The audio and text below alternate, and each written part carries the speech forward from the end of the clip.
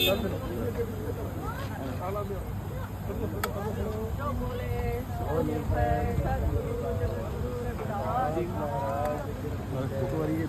रविदास शक्ति, गुरु रविदास शक्ति।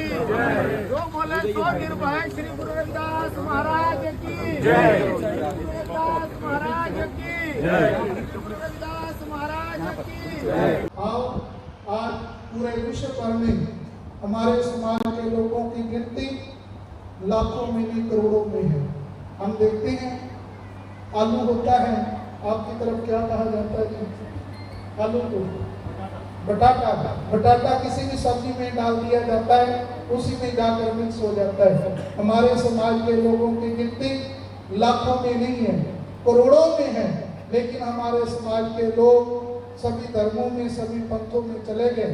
गुरु रविदास जी महाराज आज से 650 साल पहले लिखते हैं अपनी वाणी में, कह रविदास खिलाफ हमारा जो हम शहरी सो भी हमारा।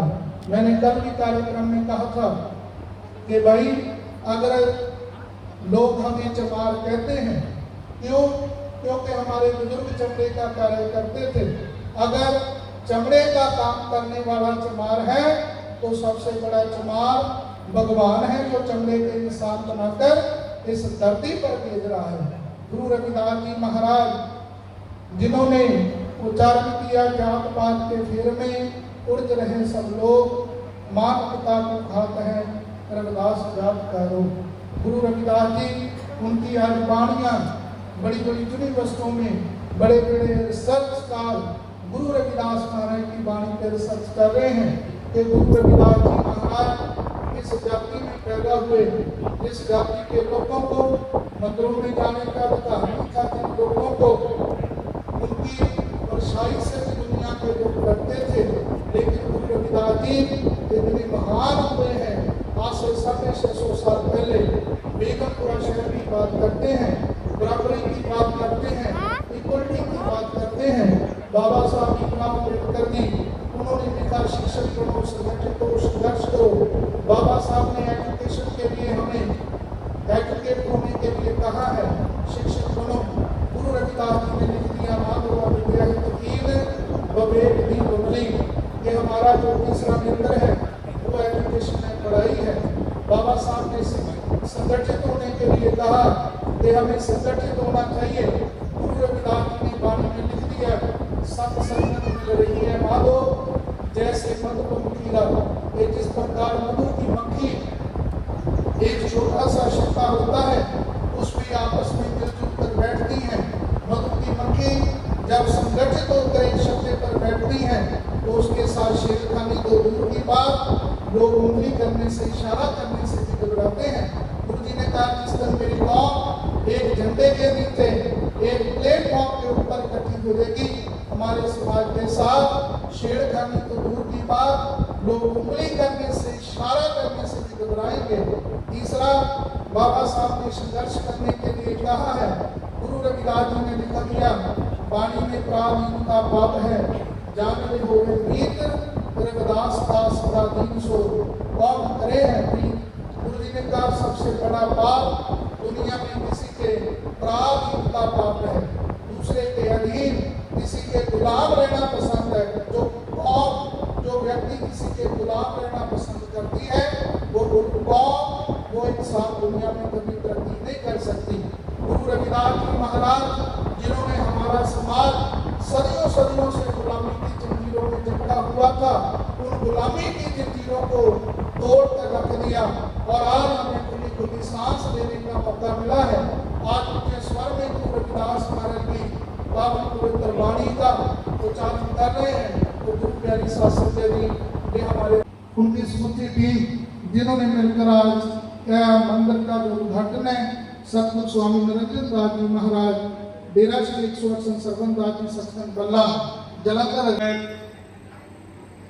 डेरा श्री 108 संसर्वन दास जी सचखंड बल्ला के मौजूदा गद्दी निशी और रविदासिया धर्म के धर्मगुरु आदरणीय गुरुदेव सतगुरु स्वामी निरंजन दास जी महाराज, उनकी पावन हजूरी, उनकी पावन सरप्रस्ती में आज हुआ है।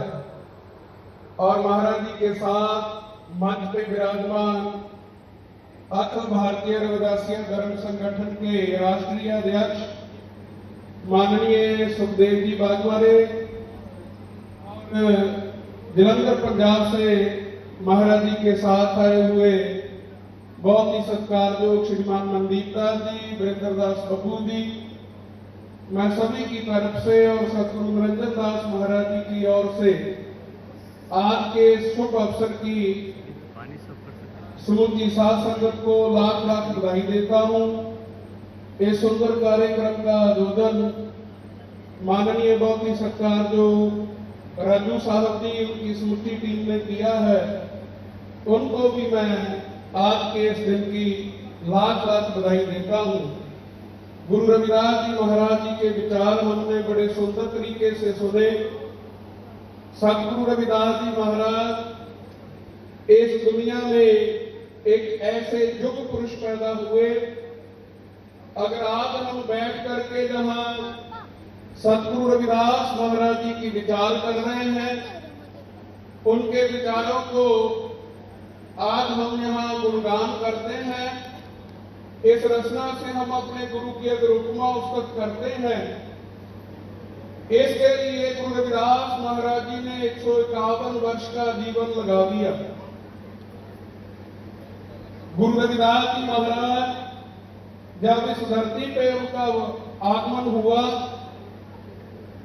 हमारे समाज के लोगों को लताड़ा जाता था। हमारे समाज के लोगों की परछाई लेने से भी दूसरे धर्मों के लोग डरते थे और हमें इस दुनिया में कोई मान सम्मान नहीं था।